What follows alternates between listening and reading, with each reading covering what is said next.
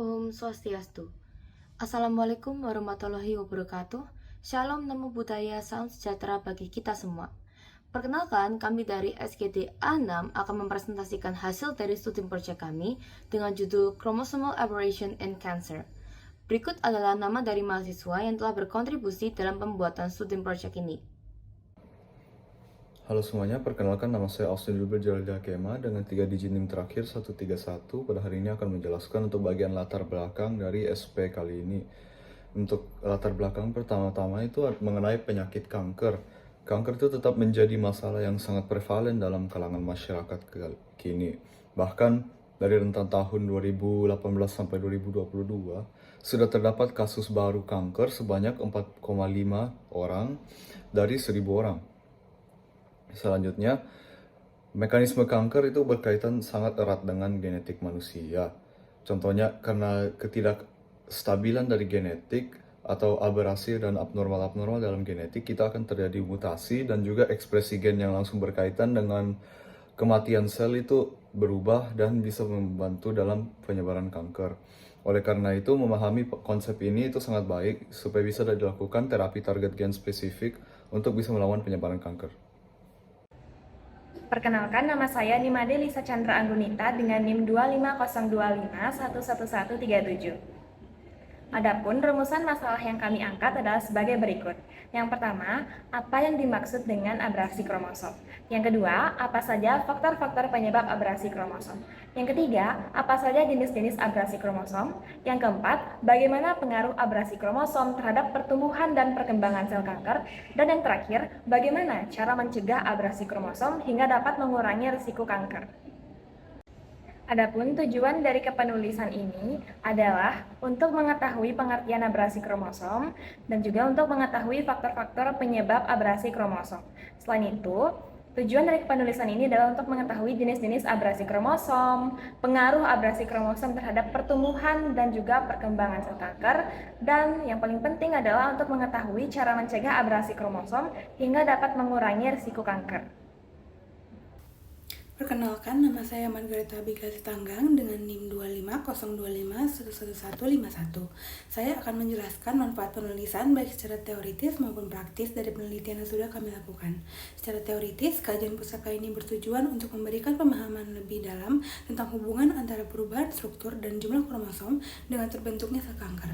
Diharapkan pembaca dapat memahami pengertian, faktor, jenis, dan pengaruh aberrasi kromosom terhadap pertumbuhan dan perkembangan sel kanker. Selain itu, kajian ini diharapkan dapat memberikan kontribusi pada literatur ilmiah dan membuka peluang untuk penelitian di masa depan. Secara praktis, penulisan ini juga bertujuan untuk memfasilitasi pembelajaran ilmiah dan meningkatkan literasi kesehatan masyarakat, serta memberikan wawasan untuk mencegah aberrasi kromosom dan mengurangi risiko kanker. Baik, perkenalkan, nama saya Retgreta Simbolon dengan NIM 25025111149. Dan sekarang saya akan menjelaskan apa itu pengertian secara umum dari aberrasi kromosom. Jadi, aberrasi kromosom adalah perubahan atau kelainan yang terjadi pada kromosom. Bisa meliputi perubahan secara struktural maupun numerik atau jumlah. Nah, aberrasi kromosom ini dapat terjadi karena perbaikan DNA yang tidak sempurna, terutama pada DNA double strand breaks, atau bahkan karena efek mutagen pada genom. Nah, aberrasi kromosom dapat memicu penyakit perkembangan atau kelainan genetik lainnya. Dan sekarang kita akan membahas secara umum jenis aberrasi kromosom. Yang pertama ada aberrasi numerik atau jumlah. Jadi terjadi penambahan atau pengurangan pada kromosom. Disebut juga dengan aneuploidi. Contohnya itu seperti trisomi dan monosomi. Lalu yang kedua ada aberrasi struktural. Jadi terdapat perubahan bentuk atau susunan urutan kromosom. Bentuk umumnya itu seperti duplikasi, delesi, translokasi, dan isokromosom. Nah, contoh klinis yang sering terjadi di masyarakat adalah Down syndrome, yang mana terjadi trisomi 21. Jadi terdapat 3 salinan kromosom nomor 21. Sehingga jika dibandingkan dengan jumlah kromosom normal manusia yaitu 46, kromosom penderita Down syndrome itu bertambah menjadi 47. Shalom, perkenalkan nama saya Jabril Mengera dengan NIM 25025111133. Dan pada saat ini saya akan membahas materi 2.2 yakni faktor-faktor penyebab abrasi kromosom yang dibagi menjadi dua, yakni yang pertama faktor genetik yang pertama yakni predisposisi genetik dan defek perbaikan DNA yang menyebabkan mutasi gen perbaikan DNA atau gen pengatur sentrosom sehingga terjadi ketidakstabilan genom, contohnya seperti sindrom Bloom dan anemia Fanconi. Faktor yang kedua itu kesalahan rekomendasi meiotik, yakni terjadi saat crossing over yang menyebabkan duplikasi, lesi, atau translokasi kromosom akibat rekombinasi ektopik. Faktor yang kedua yakni faktor eksternal. Faktor yang pertama agen kimia, contohnya seperti pestisida, bensin, dan agen alkalisasi. Faktor yang kedua yakni radiasi ionisasi, contohnya seperti X-ray, memutuskan rantai ganda DNA yang menyebabkan translokasi, inversi fragmen asentrik sehingga terjadi kanker. Faktor ketiga yakni infeksi virus HPV menyebabkan gangguan pengatur DNA sehingga terjadi delesi. Faktor yang terakhir yakni suhu dan lingkungan, contohnya seperti hipertermia atau polusi yang menyebabkan stres seluler dan gangguan replikasi. Perkenalkan, nama saya Natania Aurelia dengan NIM 25025111139. Saya akan menjelaskan bagian 2.3 tentang jenis-jenis abrasi kromosom. Menurut Potapova dan Gorbsky, abrasi kromosom dibagi menjadi dua, numerik dan struktural. Abrasi numerik terjadi saat jumlah kromosom berubah, yaitu aneuploidi, penambahan atau kehilangan satu kromosom seperti pada sindrom Down, dan euploidi, yaitu perubahan seluruh set kromosom seperti triploidi. Keduanya dapat mengganggu ekspresi gen dan menyebabkan ketidakstabilan sel. Sedangkan abrasi struktural melibatkan perubahan bentuk atau susunan kromosom seperti delesi, duplikasi, inversi, dan translokasi. Contohnya, translokasi antara kromosom 9 dan 22 menghasilkan gen BCR-ABL1, penyebab leukemia mieloid kronik. Selain itu, ada juga kromosom cincin, disentrik, dan fragmen asentrik yang mempercepat perkembangan kanker. Singkatnya, semua jenis abrasi ini berperan penting dalam terbentuknya sel kanker. Halo, nama saya Karekli Prajasta Putri dengan NIM terakhir 145. Di sini saya akan menjelaskan bagian 2.4.1 yaitu aktivasi onkogen. Abrasi kromosom berperan besar dalam perkembangan kanker melalui ketidakstabilan genom yang menjadi sumber utama variasi genetik sel tumor. Ketidakstabilan ini dapat berupa aneuploidi atau perubahan struktur kromosom seperti translokasi, amplifikasi, delesi, dan juga duplikasi yang mengganggu pengendalian proliferasi sel. Salah satu akibat utamanya adalah aktivasi onkogen. Misalnya yang pertama, translokasi TESMEN22, yaitu gen fusi BCR-ABL pada leukemia mieloid kronis yang menghasilkan tirosin kinase aktif terus-menerus. Lalu yang kedua adalah amplifikasi gen HER2 pada kanker payudara, yaitu overekspresi reseptor tirosin kinase yang menjadi dasar terapi trastuzumab. Lalu yang terakhir adalah enhancer hijacking, yaitu gen berpindah dekat enhancer dan menjadi terlalu aktif. Dan ini itu terjadi pada beberapa kanker anak dan juga leukemia. Chromosomal instability juga meningkatkan heterogenitas tumor, mempercepat evolusi sel kanker, memicu aktivasi onkogen, kehilangan gen penekan tumor, serta menyebabkan resistensi terapi. Namun ketidakstabilan ekstrim ini dapat berujung pada apoptosis. Sekian dari saya, terima kasih. Perkenalkan, nama saya Nima Dimas Ciptaning Tias Gotra dengan NIM 250251141. Di sini saya akan menjelaskan terkait inaktivasi dari gen tumor supresor. Di mana gen tumor supresor ini merupakan gen yang dapat mengontrol atau berfungsi sebagai penghambat proliferasi sel dan juga perkembangan tumor. Di mana dia memiliki tugas utama yaitu mengaktifasi perbaikan DNA atau DNA damage repair, menginduksi apoptosis atau kematian sel yang terprogram, serta supresi metastasis. Sehingga dengan hilangnya fungsi dari TSG atau gen tumor supresor ini dapat menyebabkan adanya keganasan atau kanker. Kemudian terdapat teori yang juga menjelaskan terkait inaktivasi dari TSG itu, yaitu teori Knudson to Head hypothesis, di mana dia terdapat dua kondisi, di mana ada kondisi normal. Kondisi normal itu ketika satu alel mengalami mutasi, dia itu akan jarang menimbulkan fenotip kanker. Sedangkan yang kedua itu ada inaktivasi penuh, di mana dia terjadi mutasi pada dua alel, sehingga dapat mengakibatkan inaktivasi atau hilangnya fungsi dari gen tersebut. Kemudian mekanisme inaktivasi itu juga ada yang struktural dan juga fungsional. Di mana yang struktural ini berpengaruh pada strukturnya atau perubahan pada strukturnya, sedangkan yang fungsional itu dia terjadi akibat gangguan pada protein. Ada pula TP53 atau tumor protein 53, di mana dia merupakan jenis TSG atau tumor supresor gen yang paling sering bermutasi, di mana terdapat sekitar 50% dari total kasus kanker. Jadi fungsi dari TP53 itu adalah menginduksi perhentian siklus sel pada fase G1 untuk perbaikan dan memicu apoptosis atau kematian sel jika terdapat kerusakan fatal. Perkenalkan, saya Chloe Vivian Chandra, biasa dipanggil Viana dengan 3 digit NIM terakhir 129. Sekarang saya akan menjelaskan bagian saya, yaitu 2.4.3 gangguan regulasi siklus sel. Nah, proses pembelahan sel yang normal telah dilindungi oleh siklus sel. Protein seperti sislin dan sislin dependent kinase bertanggung jawab mengatur regulasi sel. Peralihan dari satu fase siklus ke fase berikutnya dikendalikan oleh kerjasama berbagai protein. Titik kontrol utama seperti G1, G2, dan M memastikan bahwa DNA telah direplikasi dengan sempurna sebelum pembelahan sel dapat dimulai.